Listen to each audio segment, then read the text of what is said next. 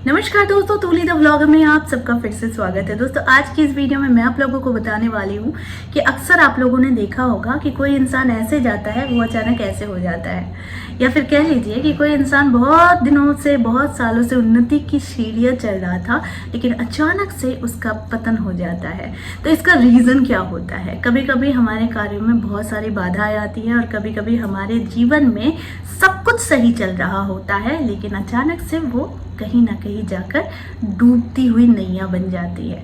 तो ऐसा क्यों होता है? इसका रीज़न क्या होता है? अगर हम ज्योतिष की दृष्टि से देखें तो हम महादशा, अंतरदशा, प्रत्यंतर दशा, ये सारी चीज़ें हम लोग देखते हैं। लेकिन अगर आप दूसरी आध्यात्मिक दृष्टि से देखेंगे तो वो क्या होनी चाहिए, क्या गलतियां हम कर बैठते हैं, उसके लिए ये वीडियो को ज़रूर देखिएगा। लेकिन हमेशा की तरह आगे बढ़ने से पहले चैनल को सब्सक्राइब कीजिए, बेल बटन को दबाइए। वीडियोज़ अच्छी लगती है तो लाइक, शेयर एंड कमेंट करना बिल्कुल भी मत भूलिए। दोस्तों हमारे जीवन में हम लोगों ने बहुत कुछ देखा हुआ होता है, सुना हुआ होता है और कभी कभी हम खुद भी ये फील भी करते हैं कि हमारी सक्सेस की सीढ़ियाँ चढ़ रही थी अच्छी खासी, हम चढ़ रहे थे अच्छे खासे तरीके से, लेकिन अचानक से उसमें एक परिवर्तन आता है, यानी कि वो सक्सेस की सीढ़ियाँ चढ़ते चढ़ते हम कहीं फिसलने लग जाते हैं। बहुत से ऐसे लोगों को आप लोगों ने देखा भी होगा कि जो कभी बहुत ज़्यादा धनवान थे, बहुत सुख भोग रहे थे, लेकिन अचानक से उन लोगों का पतन हो जाता है, यानी कि वो सक्सेस की सीढ़ियाँ चढ़ते चढ़ते नीचे गिर जाते हैं। ऐसा क्यों होता है?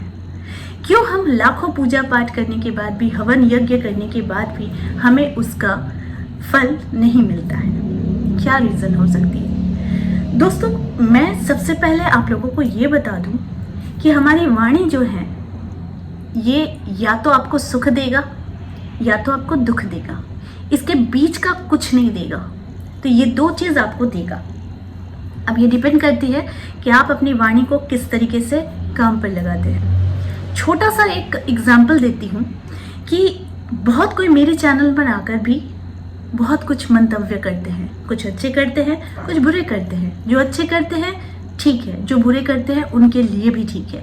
लेकिन क्या आप लोगों को पता है कि आप जिस इंसान के बारे में गलत मंतव्य करते हैं वो किसकी पूजा करते हैं, उनकी क्या शक्ति है, उनकी क्या दीक्षा है, वो किस गुरु के सानिध्य में है, वो किस इंसान की शक्ति को अर्जन किए हुए हैं? क्या आपको पता है? मान लीजिए मैं छोटे से एग्जाम्पल अपने को ही लेकर दे रही हूँ। मैंने पूजा पाठ करके भगवान के सानिध्य में जाकर अपना एक बुलेट प्रूफ शील्ड बना लिया है। अब आप वहाँ से बंदूक की गोलियाँ छोड़ोगे तो वो आकर सीधे टकराएगी और सीधे आपके पास ही जाएगी, मेरे पास नहीं आएगी। तो क्या हुआ? चोट किसको लगी? आपको लगी। ये छोटा सा एग्जाम्पल था समझाने के लिए। लेकिन अब मैं बात करती हूँ बहुत ही प्रैक्टिकली। बहुत से ऐसे लोग हैं जो बहुत पूजा पाठ करते हैं, बहुत भगवान को याद करते हैं, अच्छा खासा रिजल्ट मिल भी जाता है, लेकिन वो स्थायी नहीं होता। क्यों?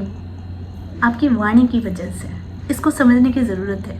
बहुत कोई होता है कि कुछ ऐसी भाषा कह देता है, ऐसा शब्द कह देता है या फिर ऐसा कुछ कह देता है कि सामने वाले इंसान की आत्मा को चोट लगती है। वो इंसान को चोट नहीं लगती, ये तो शरीर है, कपड़े की तरह है, इसे चोट नहीं लगती। चोट तो लगती है आत्मा को, ठीक है? तो वो आत्मा क्या है, कितने दिनों की है, 84 लाख योनियों को बदलते बदलते वो इंसान के शरीर को धारण करता है वो आत्मा। तो आपको पता भी है कि उसकी सफ़र कितनी लंबी होती है, कितनी अध्यात्म वो शरीर ग्रहण किया होता है, कितने वो पवित्र होते हैं, आपको कुछ पता नहीं है। आप सिर्फ ऊपर के कपड़ों पर ही अपनी वाण और तोप को छोड़ते हो, है ना? तो आप अपने किए कराए पर खुद ही पानी डालते हो।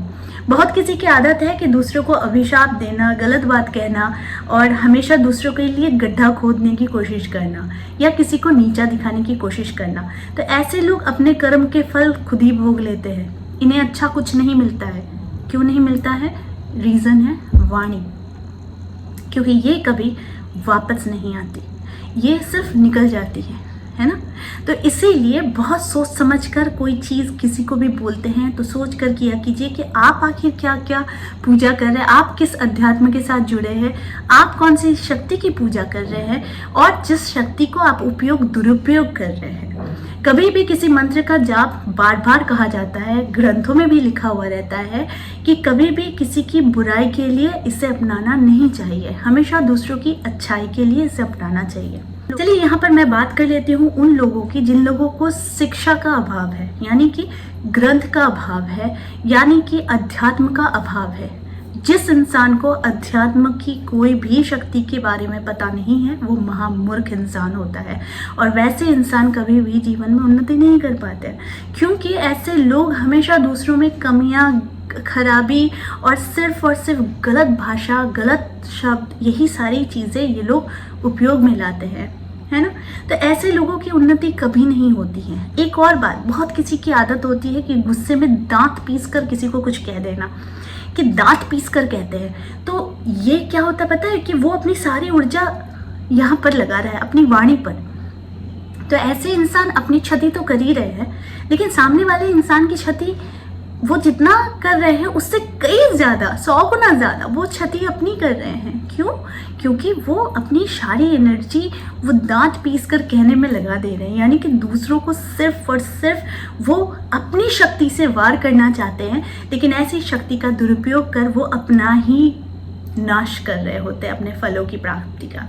तो ऐसे लोगों का काम कभी नहीं बनता और ऐसे लोगों का कोई भी इच्छा होता है, मनोकामना होता है, वो कभी भी पूर्ण नहीं होता। चलो 1 या 2 हो भी गई तो वो जीवन में हमेशा ही दुखी रहता है।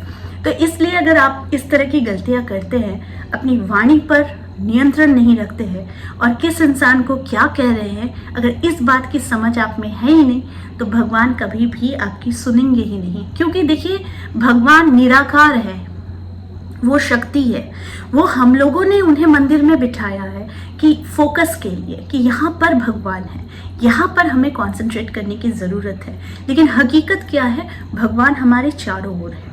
तो आप सोचते हो कि बिल्ली आंख मूंद कर अगर दूध पी रही है तो उसे भी दुनिया नहीं देख पा रही है, तो ये गलती अगर आप कर रहे हो तो ये बहुत बड़ी गलती है। वो शक्ति हमारे चारों ओर है, तो इस शक्ति को आप झुठला नहीं सकते हो। और वो इसलिए नहीं झुठला सकते हो क्योंकि इनकी शक्ति अपरंपार है।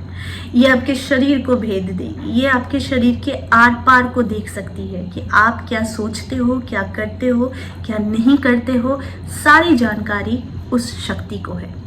इसीलिए मेरा कहने का उद्देश्य यही है कि कोई इंसान अगर गलती करता है, कोई इंसान अगर अपनी वाणी में नियंत्रण नहीं रखता है, तो उस इंसान को कभी भी सक्सेस की सीढ़ियाँ भगवान चढ़ने ही नहीं देता है।